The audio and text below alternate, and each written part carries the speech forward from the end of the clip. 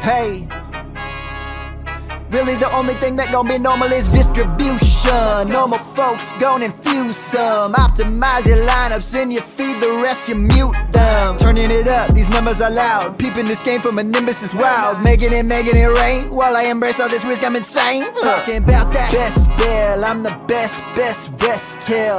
Into the next world, guess I got next still. Bestbell, I'm the best rest till into the next world. Guess I got next still.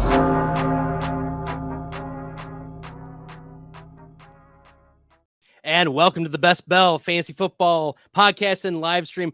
I'm Bradley Stalder. You can follow me on Twitter at FFStalder. And joined with me today is Theo Greminger. But it seems like he's frozen. Maybe we can get him back in here, but I'm really excited for Theo to be joining me tonight. We're going to be talking about some Bestball tournaments that have dropped here, but in the meantime, Theo is a friend of the podcast. I'm happy that he is able to join me tonight. Let's get him on the stream. Theo, you are here. Happy to have you on. Thanks for making it. Theo Greminger, ladies and gentlemen, is Player Profiler's senior fantasy analyst. He's the head of podcasting, featured co-host on the Sonic Truth, the First Class Fantasy Podcast, the GOAT District Podcast. He's an NFFC Silver Bullet runner-up. He's the #1 combined standing leader from 2019. Theo, friend of the podcast, thanks for making time for me tonight. Yeah, no, Bradley, it's my pleasure. I always love talking to you. We podcasted together many times over the years. On multiple podcasts, but I love what you're doing with Bestbell. I've been on Bestbell before. It's just quality stuff you're putting out on the weekly and on the regular. Apologize for the little technical glitch earlier on, but we're back. It was like 30 seconds. Look at us. Who'd have thought? Yeah. All right. Well, Theo, we've got some pretty exciting news. If you want to give us, maybe I'll do the drum roll. Yeah, drum roll all you want, Bradley. I mean, I don't have it. The sounder so, up. So Bestbell is going to be a programming partner.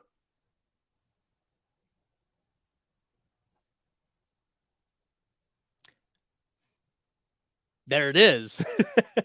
All right. I think Sorry, Theo Bradley, is experiencing. I'm back. Yeah. Why don't you start again? So Bestbell is going to be a programming partner of Player Profiler. We're thrilled to announce that every Tuesday night at 8 o'clock Eastern time, you're going to be able to tune in to Bestbell on the Player Profiler YouTube channel.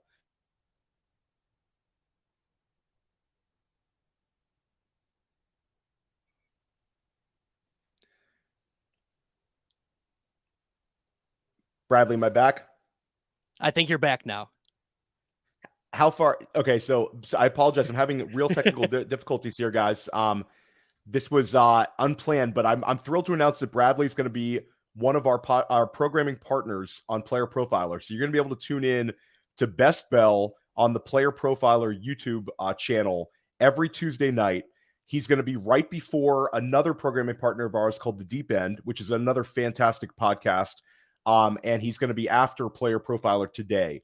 It's really, really exciting for us because we're going to have a wonderful Bestball channel like Bestbell, and we're going to be able to partner with a tremendous fantasy mind like Bradley.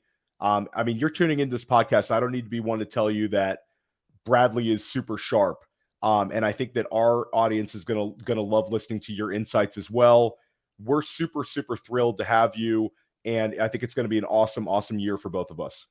Yeah, I'm honored that y'all reached out to me and asked if I would be able to join. And we're going to talk some Bestball for sure over the course of this hot Bestball summer. Last summer was hot girl summer. Evidently, that was the thing. All the ladies were preparing for it, and 2022 was such a summer. But I think 2023 summer is going to be claimed by Bestball instead of the ladies. So, we're going to strap up. We've got some great content in mind, and it's not just for, the seasoned vets. There's going to be something for everybody. There's going to be something for people who want to get into Bestball, who really haven't dived into, strategy. Maybe your perspective on players is different because of the best ball tournaments that we're going to be in. And the way it's going to work every week, we're going to focus on ADP changes in the best ball streets. There's going to be a lesson or a strategy that I'm going to share, whether it's going to be one that's very simple, or maybe we bring on someone, I'll bring on someone that we have an interview with, and we talk about, an expert in the best ball field, aside from myself, who would offer a different insight into, maybe taking down some of these tournaments. I've already started making connections with some big winners in the best ball streets. And then, of course, Theo, I'm going to look to partner with either Jack or the deep end, see if we can make it a 2-hour special here and there to have some live best ball drafts. I'm sure they would be down for it as well. So I would love to hear you and Mike and Adam in a best ball draft. I think that would be fantastic. And yeah, I think that Bradley, you kind of hit the nail on the head where best ball is kind of blowing up. Underdog made it a thing where drafters, underdog, the FFPC, pretty much any format you play in has a best ball. There's tournament settings, there's individual best ball leagues, and like I get better by listening to Bradley and his sharp takes on things. And I think that anybody who's trying to become a better best ball player has an opportunity to like learn on this show. There's so much nuance to playing best ball. You don't have to worry about things like waivers, setting your lineup, but the draft and the team structure, that's what it's all about. And I think it's very exciting. And I'm thrilled to hear, some of your guests and some of the things you have planned out, Bradley. I think it's going to be just awesome. Yeah, I'm super stoked. We've got a lot of exciting content, and there's going to be plenty of it over the course of the summer. So you can expect that Tuesdays, 8 to 9 p.m. on the Player Profiler YouTube channel. Really stoked to be able to get that going. And the first one, Theo, is going to be this coming Tuesday. So make sure that you set your calendars for Player Profiler's YouTube channel, 8 p.m. Okay. You good? We're good? I'm good. I think Theo's frozen. Nevertheless, we do have some pieces of content. Let me. So this was just the recap of the Bestbell Fantasy Podcast on Player Profiler. The 5 things we're going to focus on: ADP changes, a lesson, a guest interview, reviewing a team. Sometimes we're going to bring on a team that's been drafted, identified strengths and weaknesses, like almost doing an analysis. And then that's a hard one. That's a hard one. That's a hard one, Bradley. If you have to be a little kind with some of your breakdowns of these team analyses, but I think it's awesome. Look, the reality is that like we see it all the time on our timeline, Theo.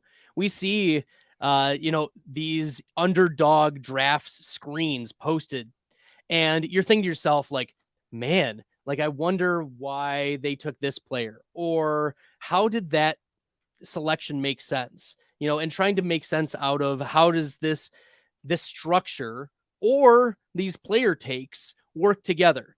And then there's also a new wrinkle, Theo, in the underdog fantasy tournament, that a third of the winnings are now going toward season-long winners instead of just the $1 million prize for the best season-long winner.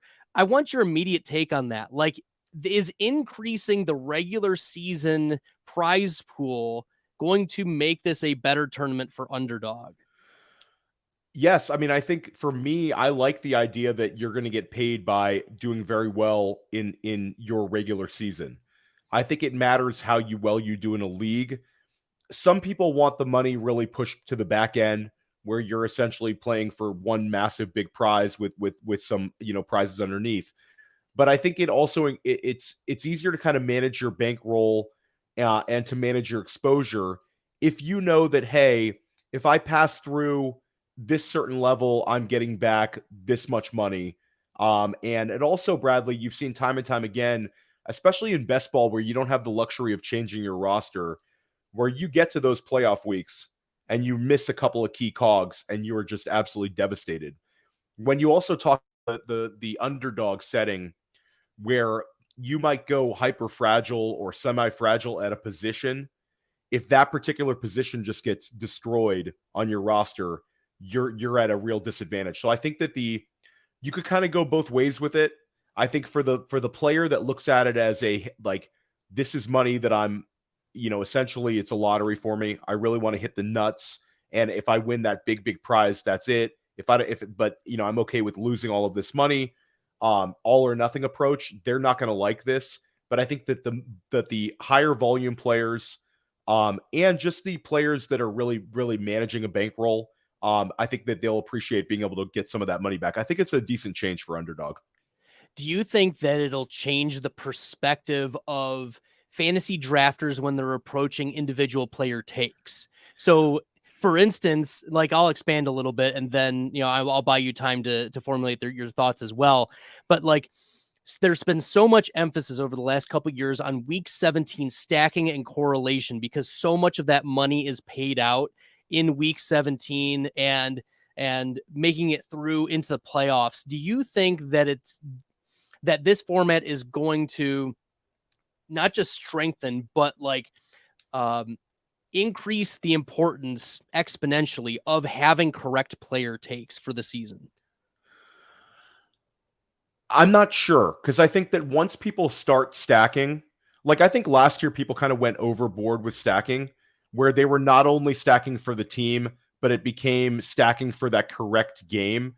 And it was a very unfortunate situation. And, obviously not a tragic one, because we had people getting better and all that. But that Buffalo Cincinnati game, I mean, it was really burned a lot of people in redraft, in dynasty, and also in best ball. So when you put all your eggs into that single game stacking, and then not even the postponed game or the canceled game, but a lot of people were planning on that Chargers-Rams game. Oh, don't even talk to me about that one.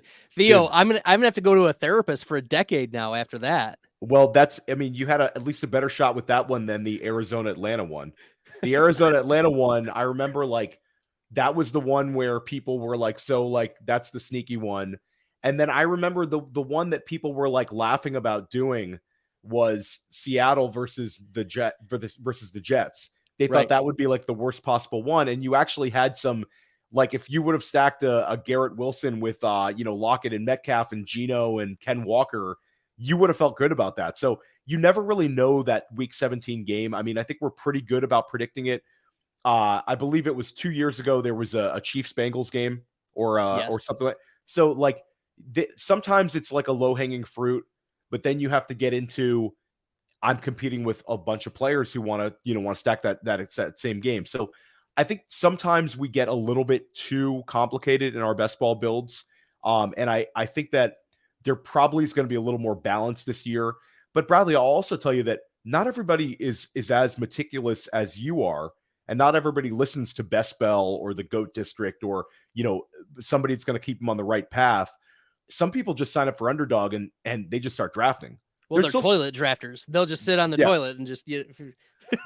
Or as we were talking off air, beforehand, some of them just drink and they'll have, and Theo, you had a great line. It's don't drink and draft, right? Don't drink and draft. Don't do it. It's we see it. I was talking to Bradley about live drafts, how you'll see it in the FFPC live drafts where some guy will draft at 10 in the morning and he's good. And then you get down to noon, 3 o'clock. He's done a bunch of drafts, and you can just tell the guy's starting to get a little sloshed. It's a little hot outside in Vegas. Maybe he took a little walk up and down the strip between drafts, and the guy's toast for that last game. And best ball, I think that's something you really nailed, Bradley. The idea of doing a $5 entry or a $25 entry for some people, it's a price point where they're not this is not my home league where maybe it's a couple $100 or it's a high stakes league. It's something where people might sometimes have a throwaway entry.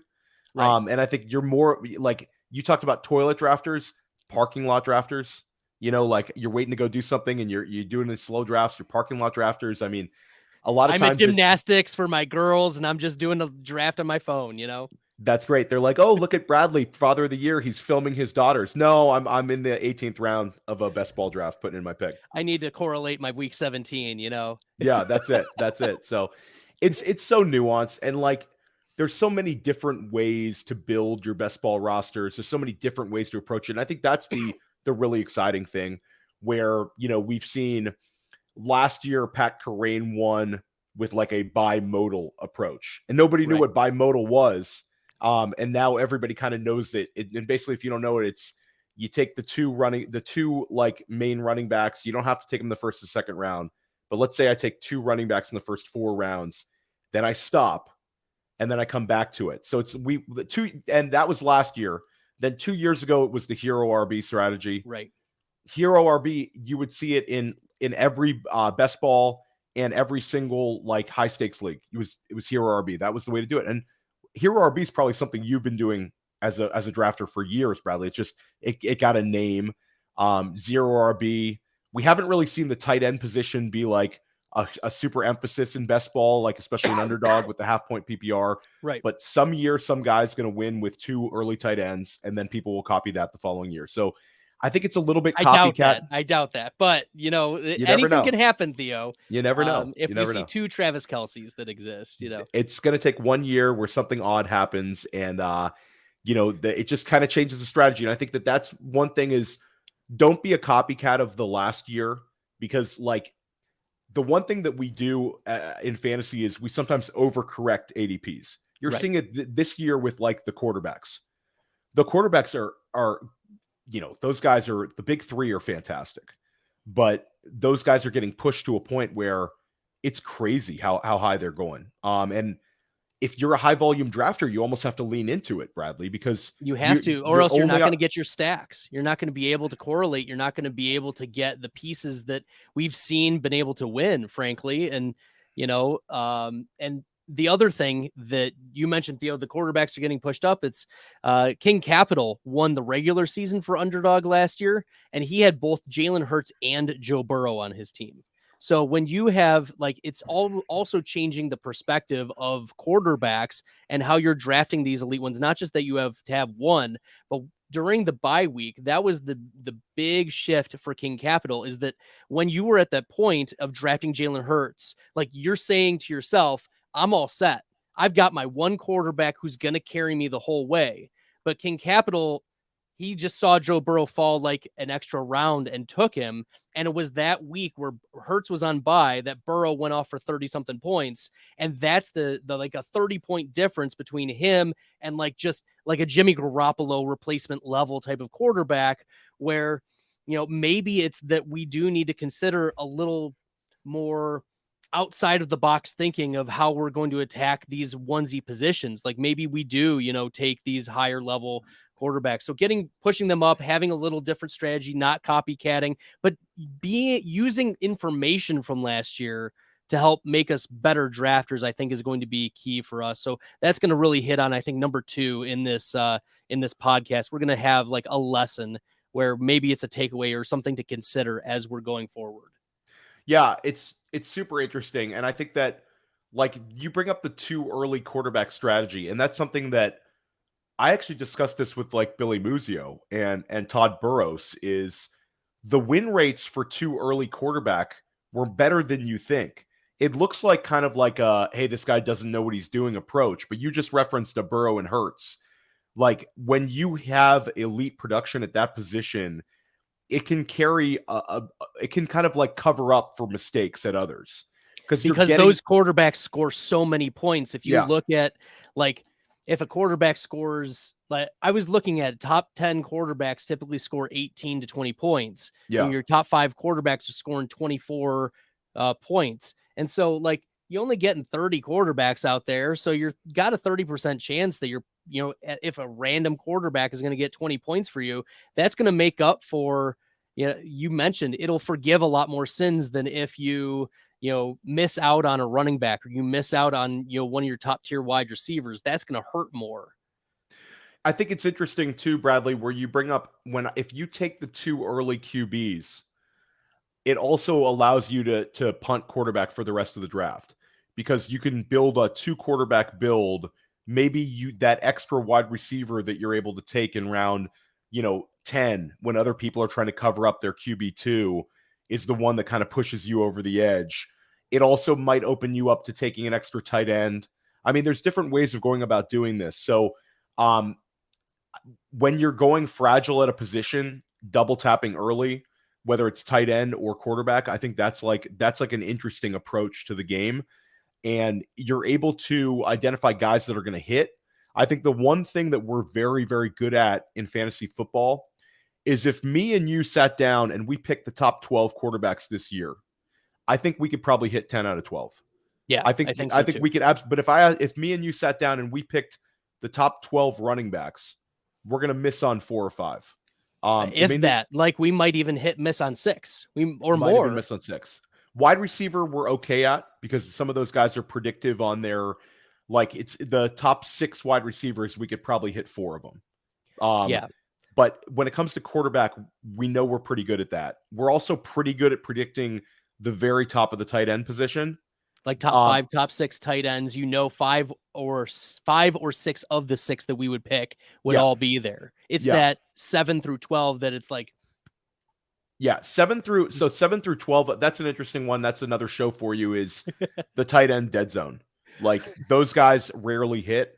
Attacking that, trying to chase tight end is a difficult one, but quarterback, it's interesting, Bradley. And you bring up, like, that's the only way to stack. Well, it's also the only way you're going to have exposure to a Jalen Hurts or a Josh Allen or a Pat Mahomes, where if you're doing 30 entries of a $5 tournament on Underdog, or you're doing 10 entries of the 25, if you don't have those guys, you're kind of at a disadvantage. And also you see this gravitational pull this year where those 3 are what they are. But now you start seeing Joe Burrow get sucked into that tier. And then you'll see Justin Fields get pushed up, Lamar Jackson get pushed up, where the guys are starting to all get pushed up. And I don't know if it's necessarily artificial or it's something that makes sense, because if the entire position is getting pulled up at the top 3, does it make sense to target those next 3? I think that's like some people will probably say no. Some people probably say yes, because if it's not Burrow, Hurts, or Allen hitting as QB1 overall, then QB1 overall probably comes from one of those next 3 or 4. So I agree. It's interesting. It's interesting to say, like, is Joe Burrow overdrafted? I don't know. I think initially, my initial reaction was yes, but he does have a path to QB1 overall. Some of these guys that are later on, you just can't see it. You just can't see it with your quarterback 12s or your quarterback 11, like, or even like, some players will, especially for season-long tournaments, like on drafters, they'll go for the Derek Carrs plus the Jimmy Garoppolos and like triple stack, or throw in a CJ Stroud. And like the pathway for one of them to be, top 8 or top 6 is almost impossible. So in week to week where you're competing, like, they just don't have the spike weeks. And one of the pieces of advice that I gave earlier in I think that was January, February, after King Capital won, was considering the win rates, the quarterback won, like, top 5 rates, overall, that the Jalen Hurts, Josh Allen's, and Patrick Mahomes were like double that of the next tier.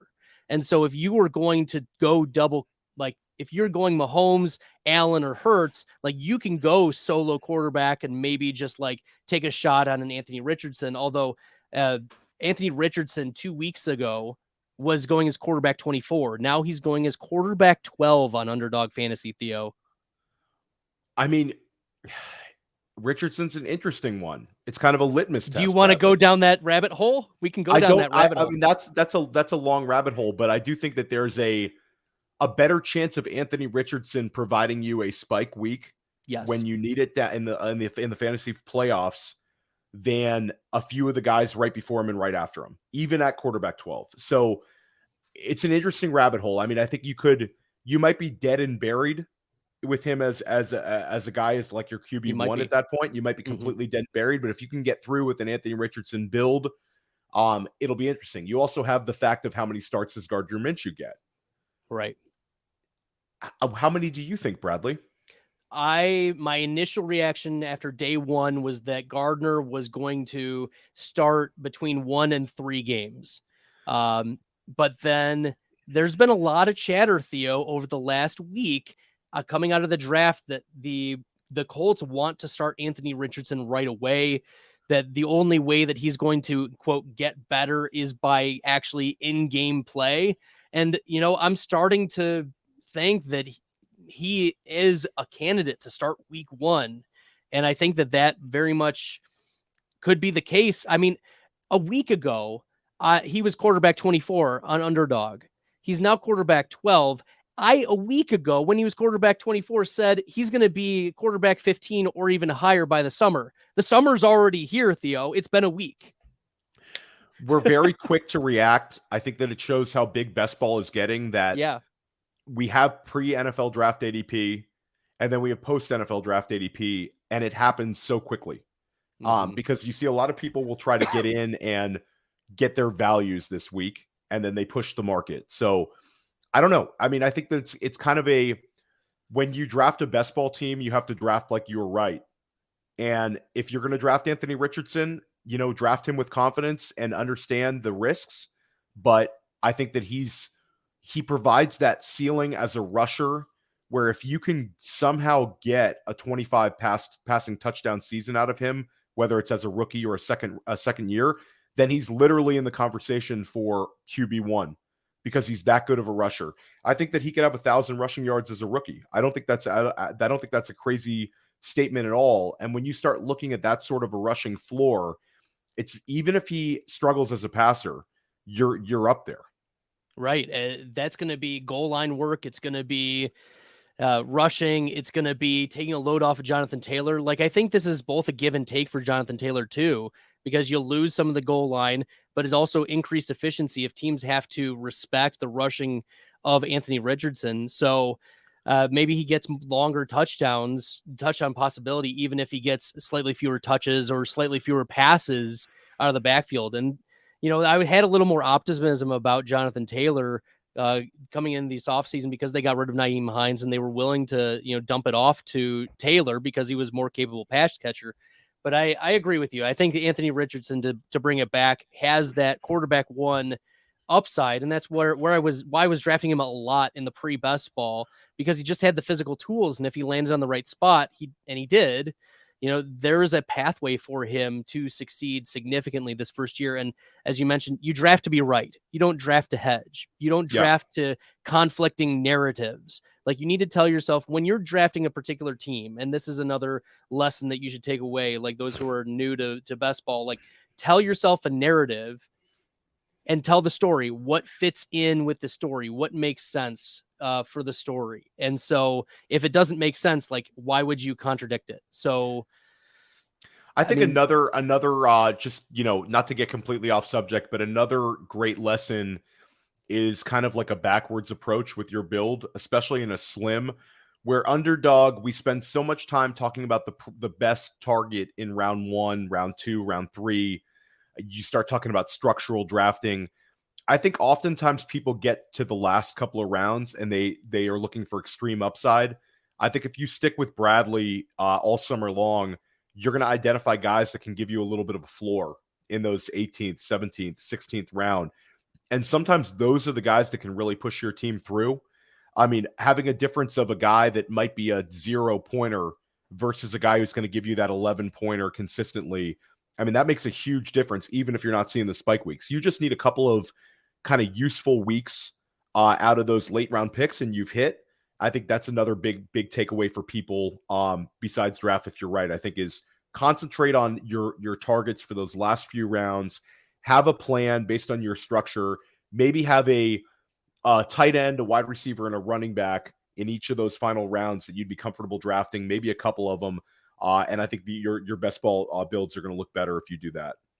Yeah, and rotate through at the end of those rounds. Like, you'll have a list of players that you're very interested in and that may be available to you, and just rotate through it to create some diversity, because the reality is you're not going to hit on almost any of them, but maybe the one or two that you do, you've got a couple shares of it. And if it hits right, you've got, as Theo mentioned, a nice floor that may be able to give you, even 2 games. Like, think of like the Josh Reynolds or the Cleve Raymonds of the world. Like, those are the perfect types of last round, like Detroit stacks. Like, if you've got the Detroit stack going very, very late, those are the types of players that, especially with a Jameson Williams, you don't know which one of those guys is going to step up.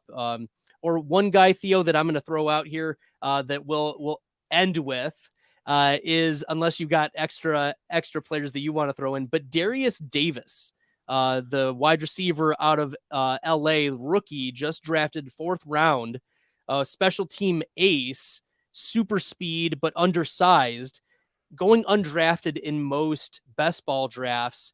And I mean, he could push Josh Palmer. He could play out of the slot. He could be a situational deep threat. And all you need are 1 or 2 weeks stacking with Justin Herbert for this guy to go off, or even just a special teams touchdown could be the difference in, you winning a week. So consider like those types of players at the end of your drafts. I love that. And Bradley, you have to feel pretty decent about your Josh Downs shares. The draft capital wasn't good, but I think he's got a path right now. In Indianapolis, they seem to absolutely love him. So I'll give you a little. Look, I'll take day 2. Like, I thought that he was going to be a top 40 pick, but from what the teams were communicating, they were concerned about his size. But he's still an extremely talented wide receiver out of North Carolina. So, I'm happy with my 25 to 30% exposure to Josh Downs. Listen, the parking lot narrative is already there. Stayed at the same hotel as Anthony Richardson. They went out and practiced in the parking lot. I mean, that's the kind of connection you have to put a lot of weight into. Absolutely. And there's a pathway for him too. Like Paris Campbell is gone. Michael Pittman is good, but isn't it a contract year for Michaal Pittman? Michael Pittman, like the thing about Pittman is I could see Pittman potentially getting overdrafted. And, he's the kind of guy where it's going to be difficult for him to return a lot of value as the wide receiver 1 there.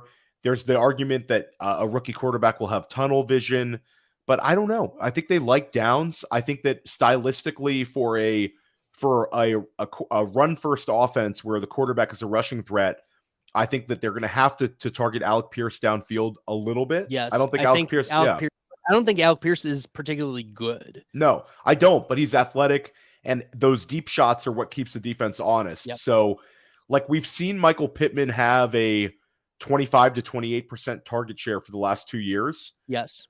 Like, if he stays with that same target share in this offense, it's going to be hard for him to return value. And if it slips down to like a 22% target share, with less chances of him dominating red zone work, because you got to think that Taylor gets slightly elevated in the red zone, even though he loses a little value as a receiver, and Anthony Richardson himself is a massive threat in the red zone. It's not. I don't really think that offense is going to be one where they're going to get into the red zone and let's get the ball in Pittman's hands every single time. I think it's going to be let's run. Yeah, and take a little risk off the rookie who's a little inexperienced as a passer. So I don't know, Bradley. I think you might be onto something with Josh Downs. I think there's a chance. Well, and there's no tight ends. Like, who else is in the middle of the field? It's going to be.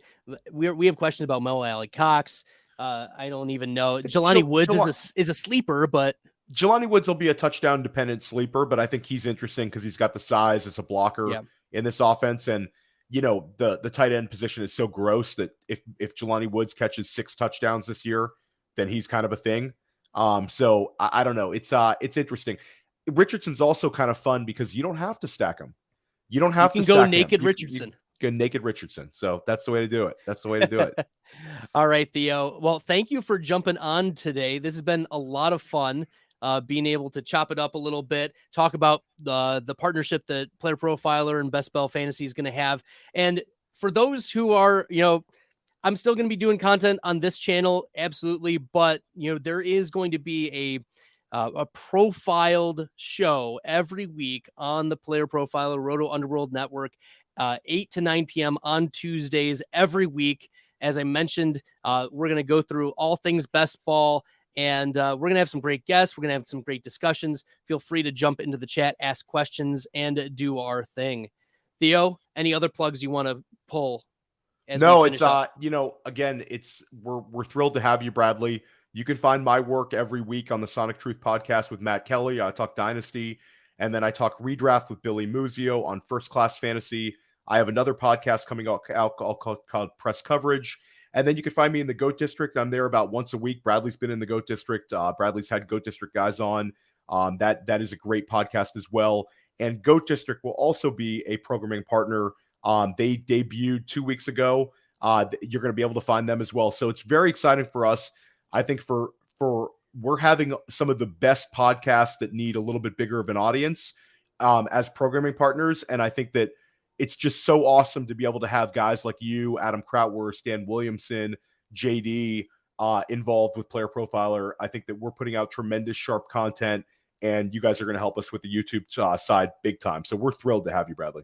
Yeah, well, thank you, Theo. Looking forward to hot best ball summer here for Player Profiler. All right, on behalf of Theo, I'm Bradley, and until next time, good luck in the best ball streets.